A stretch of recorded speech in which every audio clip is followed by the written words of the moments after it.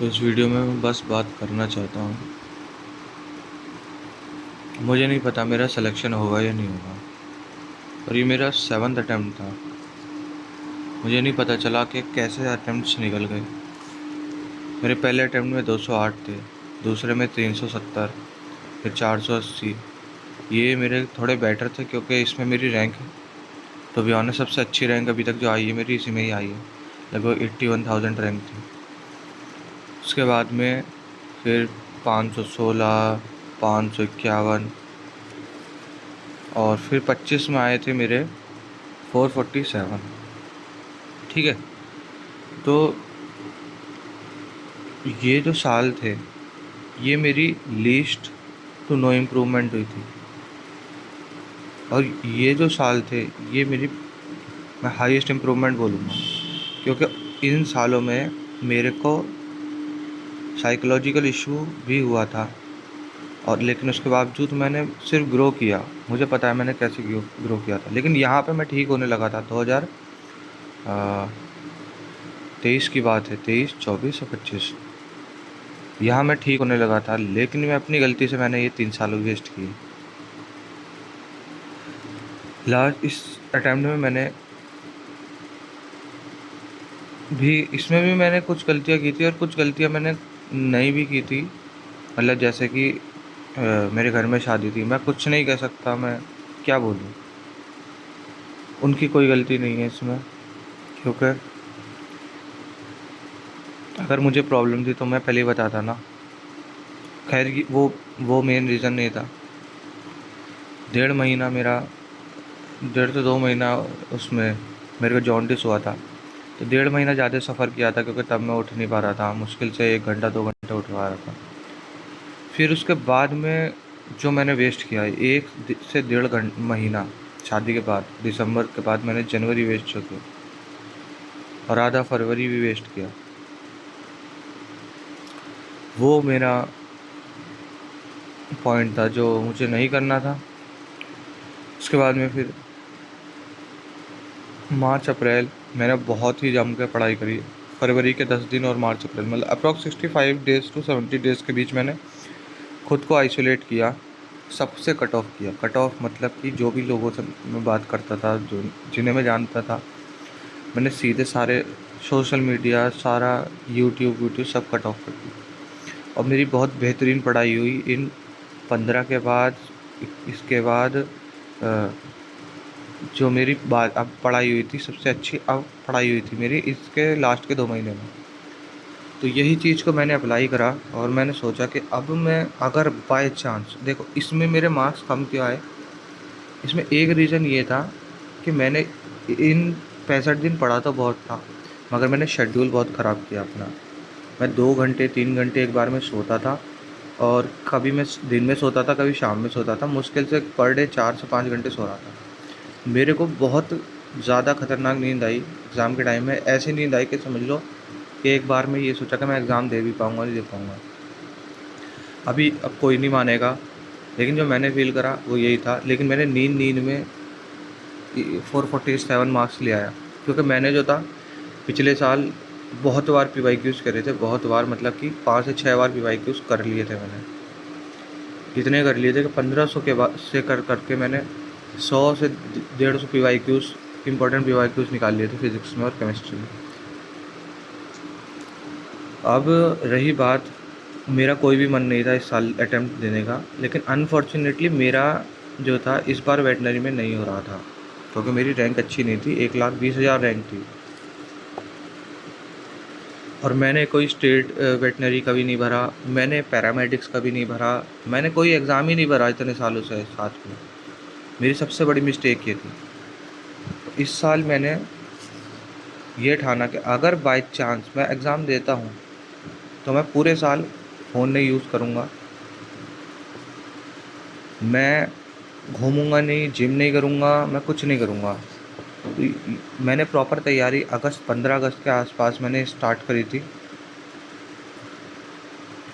तब से मैं सीरियस प्रिपरेशन में लग गया था। मैंने इस बार पेपर के हिसाब से मैंने फिर ये डिसीज़न लिया था कि इस बार मैं प्रॉपर लेक्चर देखूँगा, हर एक लेक्चर देखूँगा, बायो छोड़ के बायो भी सोचा था, लेकिन बायो मैंने 5-6 लेक्चर देखा तो मेरे को लगा कि जितना मुझे चाहिए उतना नहीं पढ़ा रहे हैं ये। उससे ज़्यादा मैं एनसीईआरटी से पढ़ लेता हूँ, और ज़्यादा मार्क्स मतलब ज़्यादा कवर एनसीईआरटी में हो जा रहा है, और वो इतने अच्छे से समझा नहीं पा रहे। तो मैंने बायो नहीं करा, लेकिन फिज़िक्स और केमिस्ट्री पूरा किया, और इम्प्रूवमेंट हुई, मतलब नॉलेज में इम्प्रूवमेंट हुई। जिस आज में मेरे को इतनी नॉलेज तो है कि मैं हर टॉपिक को समझता हूँ और अच्छे डेप्थ लेवल पे मैं पढ़ सकता हूँ। क्योंकि 25 का लेवल हार्ड था, इसलिए टीचर्स ने बहुत अच्छे से पढ़ाया इस बार, बहुत डेप्थ में पढ़ाया। तो एक चीज़ तो मेरी लाइफ में अब ऐड अप हो गई कि मैं फ़िज़िक्स और केमिस्ट्री को ठीक ठाक जान गया हूँ, और दोनों सब्जेक्ट को, जो जैसे इनऑर्गेनिक थी पहले, डेप्थ नहीं थी इतनी, और इनऑर्गेनिक में जैसे पी ब्लॉक डी ब्लॉक तो सिर्फ बायो टाइप चैप्टर है, उनको तो रटना है, ठीक है, थोड़ा थोड़ा समझना है। लेकिन जो कैम बॉन्डिंग कोऑर्डिनेशन जैसे चैप्टर्स हैं, उनमें जो है समझना इतना आसान नहीं था। उसकी असल वजह समझे, क्योंकि मैं कोऑर्डिनेशन बहुत बार पढ़ चुका हूँ अलग अलग टीचर्स से, मगर पहली बार में मेरे को डेप्थ आई। अब बात है ये कि जब मैंने अब टेस्ट दिए तो मेरे मार्क्स आए कम, ठीक है। मेरे स्टार्ट हुए थे 365 से, फिर 351 हुआ, उसके बाद में फिर मेरा जो है 465, और मतलब, और फिर मैंने एक पीडब्ल्यू का भी दे दिया AITS, तो उसमें जो थे 550 आए थे। तो अब मैंने सोचा, अब मैं देखो, अब मेरे जो टाइम बचा है मैं उसमें 2 मॉक टेस्ट और दूंगा बस। फुल मॉक टेस्ट में 2 दूंगा। हो सकता है फिज़िक्स केमिस्ट्री के मैं टेस्ट ज़्यादा दूँ, लेकिन अब मेरा वो ये है कि मेरे जो भी वीक पॉइंट्स हैं मैं उन पे काम करना चाह रहा हूँ। मैंने PYQs कर लिया है, फिर से एक बार देख लिए कि मेरे से क्या लग रहे हैं PYQs के, जो मैंने लास्ट ईयर किए थे क्वेश्चंस, क्या वो मुझसे लग रहे हैं। तो वो हाँ लग रहे हैं, वो मोर देन 90%। जो मेरे से पिछले साल मैंने इंपॉर्टेंट क्वेश्चन निकाले थे, जैसे पर चैप्टर 50 में से 10 क्वेश्चन जो बेस्ट थे वो निकाले थे, उनमें से 8 से 9 लग जा रहे हैं। हाँ, जैसे कि मेरा जो वीक टॉपिक्स है वो है बीट्स। बीट्स मेरा वीक टॉपिक है। बीट्स में, बीट्स वो वाली बीट्स नहीं है कि नॉर्मल वाली वैक्सिंग वैक्सिंग वाली। बीट्स में जो है तुम्हारा, जब वो फंडामेंटल फ्रिक्वेंसी दी होती हैं और इस तरीके से निकालनी होती है। नहीं, बीट्स नहीं है मेरा वीक टॉपिक। मेरी टॉपिक वीक है कि ऑर्गन पाइप में जो फंडामेंटल फ्रिक्वेंसी, फर्स्ट फ्रिक्वेंसी, कोई मतलब nth फ्रिक्वेंसी दे रखी होती है, मान लीजिए 11 12 या कहीं किसी भी नंबर पे, तो वहाँ से हमें फंडामेंटल, इस टाइप के कुछ टॉपिक्स हैं जो मेरे वीक हैं। अब मैं उन पे काम करूँगा। आई डोंट नो कि उससे कितना फ़ायदा होगा। जैसे ऑप्टिक्स मेरा हमेशा से वीक रहा है, क्योंकि वो बड़ा चैप्टर है, लेकिन मैंने करा है इस बार पूरा। हिम्मत रखनी पड़ती है, क्योंकि जब ऑप्टिक्स आता है लास्ट में, और तब तक तुम सिलेबस ख़त्म हो चुका होता है, और इतना बड़ा सिलेबस ख़त्म हो चुका होता है, तो ऑप्टिक्स करने की हिम्मत नहीं होती। मैंने ऑप्टिक्स किया। वेव ऑप्टिक्स में मेरा कुछ टॉपिक है, जैसे कि अगर उस स्लिट के बीच में तुम्हारा वो स्लैब डाल दें तो दिक्कत आ जाती है। तो इस पे थोड़ी मेहनत करनी है, ऑप्टिक्स रिवाइज़ करना है बस। बाकी तो कुछ कुछ टॉपिक्स हैं हर चैप्टर में जो जो मेरे दिमाग में है, भले से वो PYQs में आया हो या नहीं आया हो, वो मेरे दिमाग में है। क्योंकि अब अनप्रेडिक्टेबल पेपर है, तो भाई तैयार तो सबके लिए जाना होगा। रही बात फिज़िकल केमिस्ट्री की, फ़िज़िकल केमिस्ट्री में टू बी ऑनेस्ट सबसे बेस्ट क्वेश्चंस अवेलेबल हैं PYQs में। थियोरेटिकल क्वेश्चन भले से तुम्हें टीचर अच्छे दे सकते हैं, लेकिन PYQs जो फिज़िकल केमिस्ट्री है वो बेस्ट है। तो अब देखते हैं भाई क्या होता है क्या नहीं होता है एग्ज़ाम में, एग्ज़ाम वाले दिन क्या होता है, वहाँ क्या टेम्परामेंट रहता है, वहाँ पे उस टाइम पे कितना मैं फ्रेश फील करता हूँ। बट ये 9 दिन जो हैं, अगर बस ये लास्ट 9 दिन मेरे को देने हैं, ताकि मुझे कभी रिग्रेट ना हो। और टू बी ऑनेस्ट इस बार मैं जितना पैनिक पहले था इतना नहीं हूँ। मैं इतना रिग्रेट भी मेरे को नहीं है, रिग्रेट इतना नहीं है, क्योंकि भाई मैंने पढ़ा है पूरे साल, और मैंने मेन चीज़ था सेक्रीफाइस किया। जो मुझे नहीं करना था वो चीज़ मैंने नहीं करी इस बार। मैंने नहीं लिए मज़े इस बार। मैंने वेब सीरीज़ नहीं देखी, मैंने यूट्यूब वीडियोस नहीं देखी, बिल्कुल भी नहीं देखी। मैंने रनिंग करी जिससे कि मेरे को अटेंटिवनेस रहे पढ़ते हुए। हो सकता है थोड़ा टाइम कम रह गया, 1 महीना कम रह गया और 1 महीना होता रिवीजन करने का। लेकिन ये पता है, ये जो होता है ना, 1 महीना और होता है और ये 10 दिन और होते। अब जैसे 9 दिन बचे हैं, 9 दिन के बाद में 9 दिन अच्छे से नहीं पढ़ा तो फिर हम कहेंगे यार काश 9 दिन मिल जाएगा इसे। तो ये तो सिर्फ कहने की बातें हैं। अब जो होगा मंजूर है भाई, लेंगे एग्ज़ाम। और साथ में मैंने काफ़ी सारे इस बार फॉर्म्स भरे। पैरामेडिक्स का फॉर्म भरा मैंने। अ, अ, मैंने अपने स्टेट वेटनरी वाला फॉर्म भरा है और अभी एक आएगा बीपीटी का फॉर्म। बीपीटी का भी भरूंगा मैं, कोई नहीं छोड़ने वाला इस बार। मेरे को भाई लेना है और बस। सबसे बड़ी गलती हमारी यही होती है कि हम इस ऐसे एग्ज़ाम के ऊपर भरोसे में बैठे हुए हैं जिसमें अगर तुमने पूरी तैयारी भी कर रखी हो तो एट द एग्ज़ाम डे तुमसे अगर कोई कमी गलती हो जाए तो तुम्हारी पूरी साल की प्रिपरेशन जज हो जाती है। तो भाई अब नहीं है यार, अब इस पे भरोसा नहीं है मेरे को, एग्ज़ाम पे बिल्कुल भी नहीं है। और भाई कमाना भी तो है यार। यहाँ पे तो ऐसा लगता है जैसे सरकार ये चाहती नहीं है कि ये कुछ करें, क्योंकि भाई इतनी मेहनत तो कौन करता है।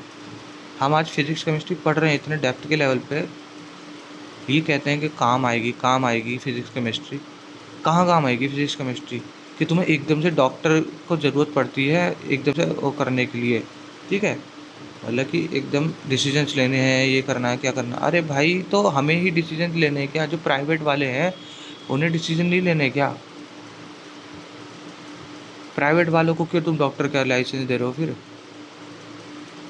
फिर जो बच्चा गवर्नमेंट की तैयारी कर रहा है उसके ऊपर ही क्यों साला सब जुल्म है? पता है, एक तो ये चीज़ है कि अगर एक बच्चा जो है, जैसे 2024 में काफ़ी 650 वाले 645 वाले बच्चे सिलेक्ट नहीं हुए, तो उनके जब अब आज वो बीडीएस कर रहे होंगे, बीडीएस कर रहे हैं। मैं एक दो तो को तो मैंने देखा है यूट्यूब पे, उन्होंने बीडीएस लिया और छोटे मोटे कोर्स लिए क्योंकि वो दे कांट अफोर्ड गवर्नमेंट वो प्राइवेट मेडिकल कॉलेज। लेकिन भाई यार उनकी इज्जत भी तो है। एक इंसान यार 720 में से 650 ला रहा है। भाई 600 लाने में हवा टाइट हो जाती है। मैंने पिछले साल मॉक टेस्ट में मैं 600 तक लेके जा रहा था। मुझे पता है मेरे को कितनी मेहनत करनी पड़ रही थी। तो भाई फील्ड सिस्टम है। अगर कोई नया एस्पिरेंट है ना, please don't get into this. JEE लो, जल्दी तैयारी जेई करो, बीटेक पकड़ो, कोई सा भी पकड़ो, फोकस करो 2-4 साल, जॉब लो। It's not worth it. NEET is not worth it. NEET के लिए या तो तुम अपनी बचपन बर्बाद करोगे, जैसे कि वो तुम टॉपर देखते हो ना, या फिर तुम हमारे जैसे लोगों को देखोगे जो अपनी जवानी बर्बाद करते हैं। तो बर्बादी तो करनी ही पड़ेगी नीट में, ठीक है। अपनी लाइफ जियो, अपने घर वालों को टाइम दो और अब कोई अच्छा प्रोफेशन ढूंढो, बाहर निकलो। यहाँ पे तुम्हारे हार्डवर्क का कोई भी कोई भी इज्जत नहीं करेगा तुम्हारे हार्डवर्क की। यहाँ पे एक टैग है MBBS, कहीं से भी लाए, चाहे वो प्राइवेट से लाए, फॉरेन से लाए, तुम अगर चाहे तुम 650 वाले भी हो, लेकिन तुमने अगर BAMS लिया है, BDS लिया है, वेटनरी ली है, तुम उनसे कम हो जो बाहर से करके आए हैं, ठीक है। तो यहाँ पे हार्डवर्क की कोई इज्जत नहीं है। अपनी मेहनत करो और फोकस करो निकलने की यहाँ से, क्योंकि अब कोई बदलना भी नहीं चाहता इन सिचुएशंस को। ना किसी को पता है कि किस लेवल का हार्डवर्क बच्चे कर रहे हैं, किस लेवल का से गुज़र रहे हैं बच्चे। चलो फिर एग्ज़ाम देंगे भाई अच्छे से, निकले यार इस एग्ज़ाम से।